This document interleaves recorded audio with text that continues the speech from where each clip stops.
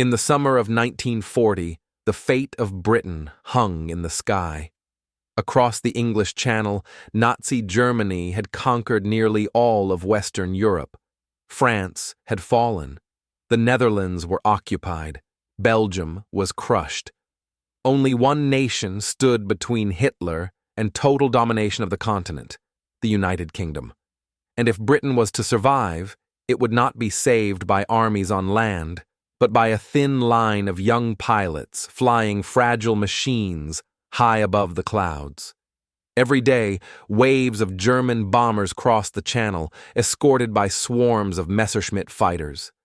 Their goal was clear: destroy Britain's airfields, factories, and cities, and force the country into surrender. If the Royal Air Force lost control of the skies, an invasion would follow. The Battle of Britain was not just another campaign. It was a fight for national survival. At the center of this struggle was one aircraft that would become a legend, the Supermarine Spitfire. Sleek, fast, and deadly, it was unlike anything Britain had ever fielded before. With its elegant elliptical wings and powerful Rolls-Royce Merlin engine, the Spitfire could climb, turn, and fight on equal terms with Germany's best. Where older British fighters were outclassed, the Spitfire could meet the enemy head-on. But the Spitfire was more than a machine. It became a symbol. To the British people watching dogfights rage over their cities, its silhouette against the sky meant hope. It meant that Britain was not helpless. It meant that someone was still fighting back. Inside the cockpit, young pilots gripped the controls with frozen hands and pounding hearts. Many were barely out of school. They flew multiple missions a day, facing death in every cloud and every glint of sunlight that might hide an enemy fighter. They trusted their lives to a single aircraft, and that aircraft was the Spitfire. In that desperate summer, when the world seemed to be falling into darkness, one fighter and the men who flew it would decide whether Britain lived or fell. And the story of the Spitfire began not as a tale of glory, but as a fight to keep a nation alive. Long before the first German bomb fell on London, a quiet revolution was already taking shape in British factories and design offices. In the 1930s, most military leaders still believed that bombers would always get through, and that fighters were little more than an afterthought.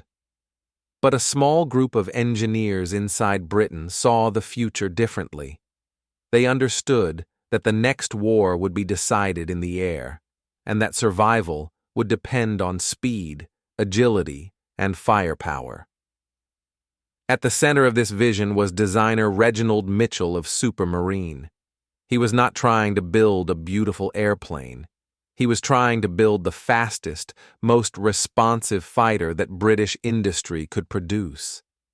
Every curve of the Spitfire's frame was shaped by mathematics and aerodynamics, not decoration. The famous elliptical wings were not created for elegance, but because they reduced drag and allowed the aircraft to turn tighter and fly faster than anything in its class. Power came from the Rolls-Royce Merlin engine, one of the finest piston engines ever built. It gave the Spitfire the ability to climb rapidly and accelerate in a fight, a critical advantage when enemy fighters attacked from above. While German aircraft relied on brute force and firepower, the Spitfire relied on speed and maneuverability. It could dance through the sky, rolling, diving, and turning in ways that stunned enemy pilots. By the time war began, Britain had only a limited number of these new fighters. They were expensive, complex, and difficult to build. Each Spitfire required precision engineering, skilled labor, and countless hours of careful assembly. Britain did not have the industrial power of Germany. Every aircraft mattered. Every delay was dangerous.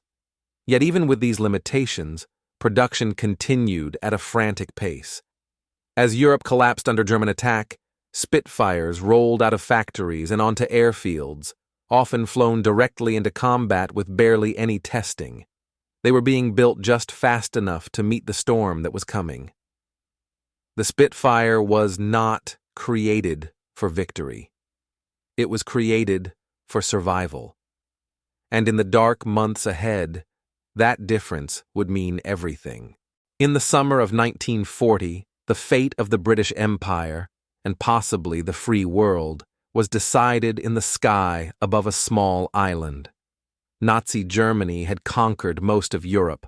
France had fallen. The British Army had barely escaped from Dunkirk. Now Hitler turned his attention across the English Channel. To invade Britain, he first had to destroy its air force. That was the task of the Luftwaffe.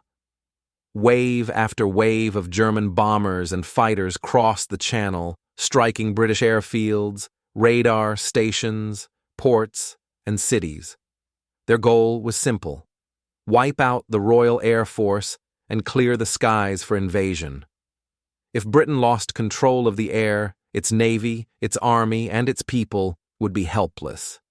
Against this onslaught stood the Spitfire. RAF pilots scrambled day after day to intercept the attackers. Many were barely out of training. Some had never fired their guns in combat before. Yet they climbed into their Spitfires and Hurricanes and flew straight into swarms of enemy aircraft that often outnumbered them 2 or 3 to 1. The Spitfire quickly proved its worth. In dogfights against German Messerschmitt fighters, it could turn tighter, climb faster, and stay in the fight longer. Pilots learned to trust their aircraft in desperate maneuvers that would have torn other planes apart. A skilled Spitfire pilot could outfly and outthink almost any opponent. Above southern England, the sky became a battlefield of spiraling fighters, burning bombers, and streaks of tracer fire. Towns and airfields below were bombed relentlessly, but the RAF refused to give way. Every German raid was met by Spitfires rising to challenge it. The Battle of Britain was not just a clash of machines. It was a test of endurance, nerve, and will. And at its heart flew a fighter that had been built for exactly this moment: the Spitfire. By August 1940, the skies over Britain had become a furnace of constant combat. The Luftwaffe launched massive raids every single day, sometimes sending hundreds of bombers escorted by swarms of fighters. Their aim was to overwhelm British defenses through sheer weight of numbers. They believed the RAF would eventually collapse under the pressure. But it did not. Spitfire squadrons were scrambled again and again, often flying 3 or 4 missions a day. Pilots returned with empty fuel tanks, riddled wings, and shaking hands, only to be sent back into the air hours later. Losses were heavy. Some squadrons lost half their pilots in a single week, yet new volunteers kept arriving, and damaged Spitfires were repaired and flown again. The Spitfire's speed and agility made it ideal for these desperate battles. When German fighters tried to lure British planes into turning fights, the Spitfire could outmaneuver them. When bombers pushed through in tight formations, Spitfire pilots dove into the gaps, ripping them apart with bursts of machine gun fire. Radar stations along the coast gave Britain a crucial advantage. They detected German raids early, allowing Spitfires to be launched exactly where they were needed. Instead of blindly patrolling the skies, RAF pilots were guided straight into battle. This meant every Spitfire was used at the perfect moment. The Luftwaffe soon realized something terrifying. The RAF was not running out of planes, it was not running out of pilots, and it was not losing control of the sky. Despite being outnumbered, the Spitfire squadrons were holding the line. Britain was still fighting, By early September 1940, the Battle of Britain reached a critical moment. The Luftwaffe had thrown everything it had into destroying the Royal Air Force. Airfields were bombed, radar towers were attacked, fighter bases were turned into smoking ruins. German commanders believed the RAF was on the brink of collapse. They were wrong. Spitfire squadrons were battered, but they were still flying. Aircraft were repaired overnight. New pilots were rushed into service. Even when hangars were destroyed, ground crews worked in open fields to keep the fighters operational. Every working Spitfire was put back into the sky as fast as possible. Then, Hitler made a fatal mistake. Instead of continuing to attack RAF airfields, the Luftwaffe shifted its focus to bombing London. The raids were meant to break civilian morale, but they gave Fighter Command something it desperately needed: time. British air bases were able to recover. Radar stations were repaired. Spitfire squadrons rebuilt their strength. Now, when German bombers crossed the Channel, they were met by fully prepared British fighters. The Spitfire became the symbol of this turning point. It was no longer merely defending Britain. It was seizing control of the skies. German losses began to rise. Fighter escorts were stretched thin. Bombers were shot down in growing numbers. For the first time in the war, Nazi Germany was being stopped. And at the heart of that resistance was a sleek British fighter that refused to give way. The Spitfire was not just fast. It was built to keep its pilot alive. Every part of the aircraft was designed with one brutal reality in mind. Aerial combat over Britain would be fought at close range, at high speed, and with almost no margin for error. A single mistake could mean death. The Spitfire had to give its pilot every possible advantage. Its cockpit was protected by armor plating that could stop bullets and shrapnel. The fuel tanks were designed to reduce the risk of fire when hit. Control cables were routed so that damage to one system would not immediately cripple the plane. Even the canopy was shaped to give pilots the widest possible field of vision, allowing them to spot enemy fighters before they were attacked. In combat, this made the difference between life and death. Spitfire pilots often returned with holes punched through their wings, shattered instrument panels, and oil streaming from damaged engines. Yet many of those aircraft kept flying long enough to bring their pilots home. The plane could absorb punishment in a way that surprised even its own designers. British pilots trusted their machines. They pushed the Spitfire to its limits, pulling impossible turns, diving at full throttle and climbing until the engine screamed for air. They knew that if the aircraft could hold together just a little longer, they might survive. The Spitfire was not invincible. Many were lost. But it gave its pilots something priceless in the skies over Britain: a fighting chance. By the summer of 1940, Britain stood alone against Nazi Germany. France had fallen. Most of Europe was under German control.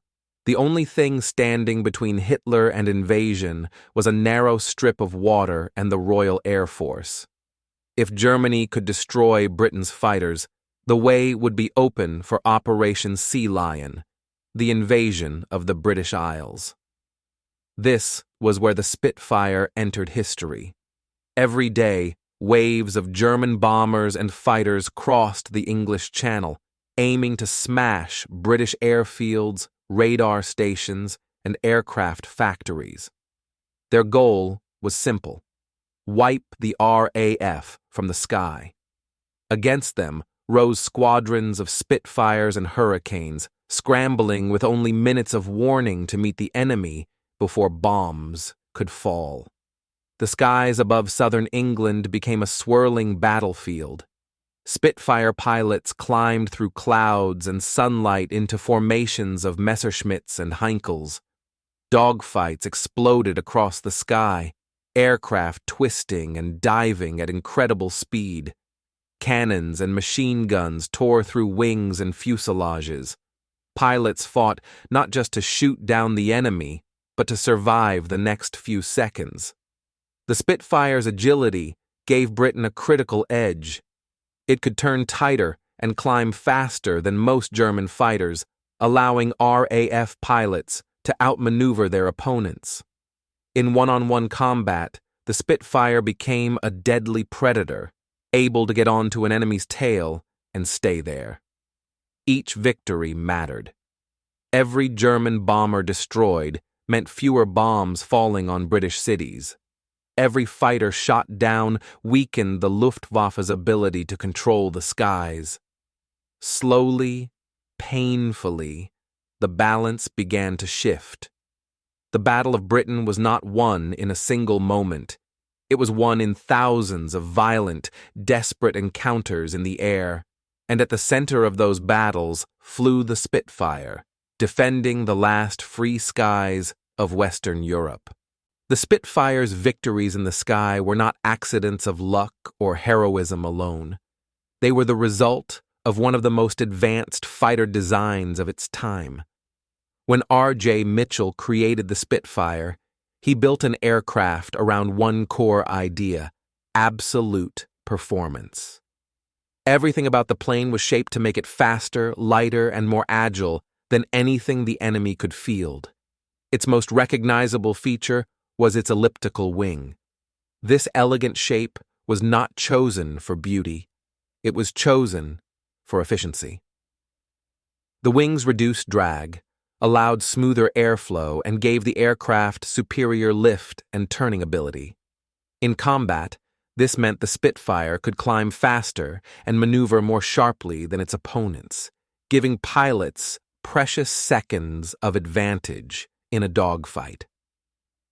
At the heart of the aircraft was the Rolls-Royce Merlin engine, one of the finest piston engines ever built. It gave the Spitfire both speed and power, allowing it to chase enemy bombers or escape danger when necessary. Combined with a lightweight airframe, the Merlin turned the Spitfire into a flying blade, fast, responsive, and deadly. The cockpit was designed for battle. Instruments were placed for quick reading. Controls were sensitive and precise. A trained pilot could feel the aircraft's movements almost as if it were part of his own body. In the chaos of combat, this connection between man and machine meant everything. The Spitfire was not easy to build, and it was not cheap. But it was exactly what Britain needed. In the hands of skilled pilots, it became more than a fighter. It became a weapon of survival, engineered to defend a nation when defeat seemed just one battle away. Behind every Spitfire that took to the skies stood a pilot who carried the weight of Britain's survival on his shoulders. These men were young, often barely out of training, yet they were thrown into one of the most intense air battles in history. The fate of cities, factories, and millions of civilians depended on what happened in the next few minutes above the clouds.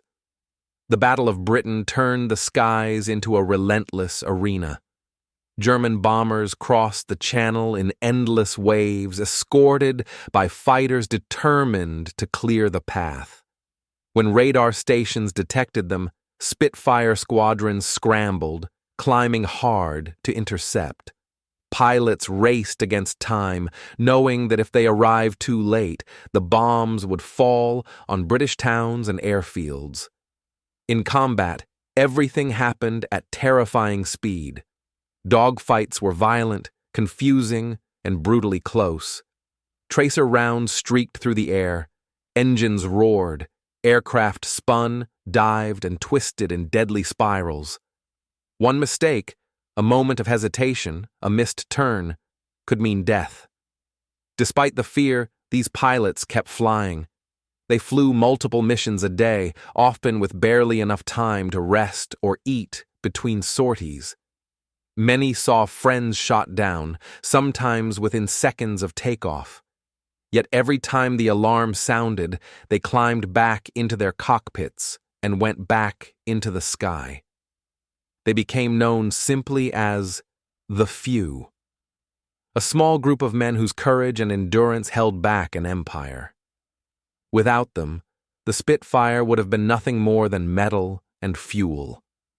With them, it became the shield that protected Britain when it mattered most. By late 1940, the Battle of Britain had become a test of endurance rather than speed. Germany believed that Britain's air defenses would eventually collapse under the constant pressure of bombing and fighter attacks. Day after day, waves of enemy aircraft crossed the Channel, trying to destroy airfields, radar stations, and aircraft factories. If the Royal Air Force could be broken, an invasion would follow. This was where the Spitfire proved its true value. Every time German bombers appeared, Spitfires were there to meet them. Even when runways were cratered and hangars burned, damaged aircraft were patched up and sent back into the air. Pilots flew with exhaustion in their eyes, sometimes climbing into planes that still carried the scars of the previous day's fighting. The German Luftwaffe began to lose something it could not easily replace: experienced pilots. Every Spitfire shot down meant another British pilot lost. But for every German aircraft destroyed, years of training disappeared. Slowly, the balance of skill in the sky began to shift. The Spitfire was not just intercepting bombers, it was bleeding the Luftwaffe dry. As weeks turned into months, German losses mounted. The sky over Britain was no longer a place of easy victory. It had become a graveyard of aircraft and ambition. The invasion that Hitler had planned quietly faded away, because the Spitfire, and the men who flew it, refused to give up the sky.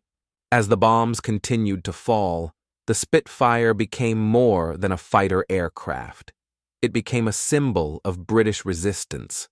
Newspapers printed its image, propaganda posters showed its sleek silhouette climbing into the clouds. For people sheltering in basements and subway stations, the sound of its engine overhead meant something simple and powerful. Britain was still fighting back. Pilots knew this too. When a Spitfire took off, it carried not just ammunition and fuel, but the hopes of an entire nation. Young men climbed into cockpits knowing that they might not return, yet they went anyway because they understood what was at stake. If the RAF failed, Britain would stand alone against Nazi domination. In the air, the Spitfire proved itself again and again. Its agility allowed pilots to outturn German fighters. Its speed let them choose when to attack and when to break away. And its firepower, concentrated in the wings, made every successful hit devastating. To German pilots, the Spitfire became the aircraft they feared most. They respected its performance and dreaded its sudden appearance out of the sun. To British civilians, it became the guardian of the skies. The Spitfire was no longer just a machine. It was the embodiment of defiance in metal and flame. By late 1940, the skies above southern England had become the most important battlefield in the world. If Germany gained control of the air, an invasion of Britain would follow. Everything depended on whether the Royal Air Force could survive. And at the heart of that struggle flew the Spitfire. Day after day, waves of German bombers crossed the Channel, escorted by fighters. They came to destroy airfields, factories, and cities. The RAF rose to meet them again and again, often outnumbered and exhausted. In these brutal aerial battles, the Spitfire's performance made the difference between life and death. Its speed allowed British pilots to climb quickly to meet incoming raids. Its turning ability gave them the edge in dogfights, and its stability as a gun platform meant that when a Spitfire lined up a target, the enemy aircraft was in serious danger. Losses were heavy on both sides, but slowly the balance began to shift. German pilots found it harder and harder to break through the RAF's defenses. Bombers were forced to turn back. Fighter escorts took increasing casualties. The Luftwaffe could not achieve air superiority. By the autumn of 1940, Hitler was forced to abandon his invasion plans. Britain had survived. And in that survival, the Spitfire had played a decisive role. After the Battle of Britain, the Spitfire did not fade into history. It evolved. As the war spread across Europe, North Africa, and the Mediterranean, the legendary fighter was constantly upgraded to meet new threats. Faster engines, improved wings, and more powerful weapons transformed the aircraft from a defender of Britain into a global weapon of air superiority. German aircraft were changing too. New Messerschmitt and Focke-Wulf fighters appeared, faster and more heavily armed than anything before. But the Spitfire kept pace. Its basic design was so advanced that engineers could adapt it again and again without losing what made it special. Every new version climbed higher, flew faster, and hit harder than the last. British pilots now took the fight to the enemy. Spitfires escorted bombers over occupied Europe, hunted German fighters, and challenged the Luftwaffe wherever it appeared. From the skies over France to the deserts of North Africa, the aircraft proved it could dominate in almost any environment. The Spitfire had begun as a shield. Now it was a sword. And wherever it flew, it carried with it the reputation that had been earned in Britain's darkest hour. By the final years of the war, the Spitfire had become more than just an aircraft. It had become a national symbol. For Britain, it represented survival, resistance, and the refusal to surrender when defeat had seemed inevitable. The sleek silhouette of its elliptical wings was instantly recognizable, both at home and abroad. British propaganda used the Spitfire as a visual shorthand for courage. Posters, newspapers, and newsreels showed it soaring through the clouds, standing between the British people and destruction. To civilians who had endured bombing, blackouts, and rationing, the Spitfire was a reminder that someone was fighting back in the skies above them.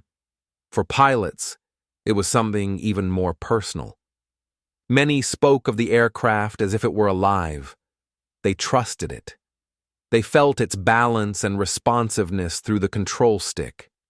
In combat, a Spitfire could turn faster than almost anything it faced, giving its pilot a chance to survive, even against superior numbers.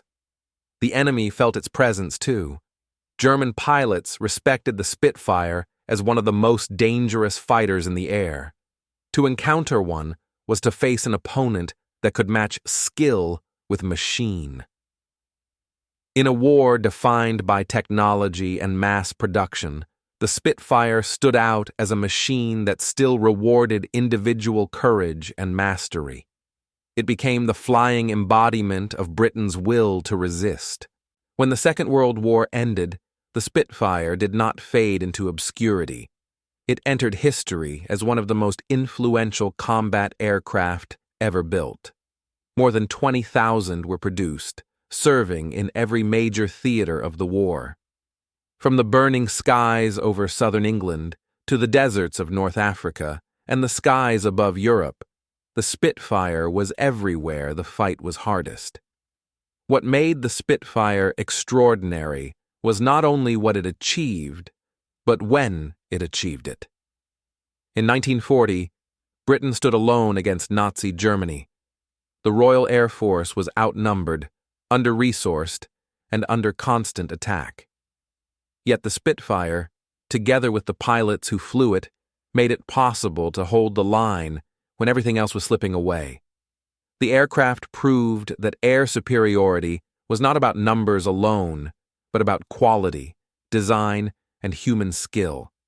Its speed, agility, and firepower allowed small groups of pilots to challenge a far larger enemy. It gave Britain the breathing space it needed to survive, regroup, and eventually go on the offensive. Long after the war, the Spitfire remained a benchmark for fighter aircraft design. Its influence could be seen in generations of planes that followed. Engineers studied its aerodynamics. Pilots admired its handling. Historians recognized its role in preserving freedom when it mattered most. The Spitfire was not just a machine of war. It was the aircraft that made victory possible when defeat seemed certain. And that is why, even today, its name is spoken with respect.